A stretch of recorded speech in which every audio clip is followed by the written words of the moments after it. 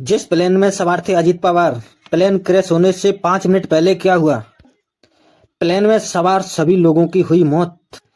ये हादसा या किसी ने रची इसकी साजिश? अजीत पवार प्लेन क्रैश के पीछे कौन? पायलट ने कैसे कर दी इतनी बड़ी गलती? उप मुख्यमंत्री अजीत पवार एक सभा को संबोधित करने के लिए जा रहे थे। अजीत पवार का प्लेन मुंबई से बारामती के लिए रवाना होता है। वक्त सुबह 8:10। मुंबई के हवाई अड्डे से दौड़ता हुआ उड़ान भरता है। स्पीड करीब 9000 से भी ज्यादा। चंद सेकंड के अंदर ही प्लेन 6 किलोमीटर की ऊंचाई तय कर लेता है। प्लेन के अंदर महाराष्ट्र के डिप्टी सीएम अजीत पवार और केबिन क्रू बिल्कुल एटीसी से बात हुई। उस समय घड़ी में 8:18 हुआ था। वक्त 8:34।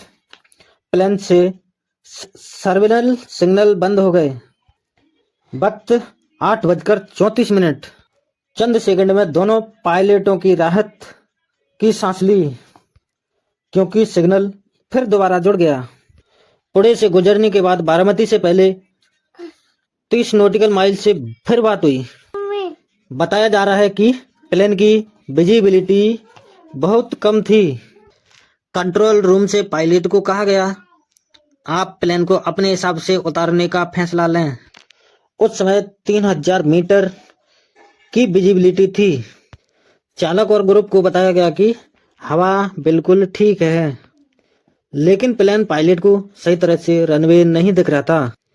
प्लेन जानकारी के मुताबिक पायलट को लैंडिंग करने में दिक्कत हो रही थी, लेकिन पहली कोशिश में चालक ने विमान को वापस लौटा दिया। फिर दूसरी बार पायलट से पूछा गया, रनवे सही दिख रहा है? पायलट ने जवाब दिया, नहीं दिख रहा है। लेकिन कुछ सेकंड बाद रनवे सही दिखने लगा। फिर से ग्रुप के सभी लोग राहत की सांस लेते हुए प्लेन का संपर्क फिर से जुड़ जाता है। लेकिन फ्लाइट रेडार 24 के मुताबिक 8:43 पर सिग्नल मिलना फिर से बंद हो जाता है।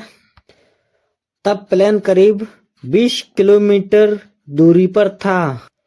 माना जाता है कि मंजिल बहुत करीब आ चुकी थी। लेकिन कुछ सेकंड बाद ही सब कुछ बदल गया। उसके बाद जो हुआ सभी लोग देखकर हैरान रह गए। प्लेन जानकारी के अनुसार प्लेन में आग का गोला उठना शुरू हो गया। 8:48 पर सीसीटीवी में आग की तस्वीरें दिखना शुरू हो गईं।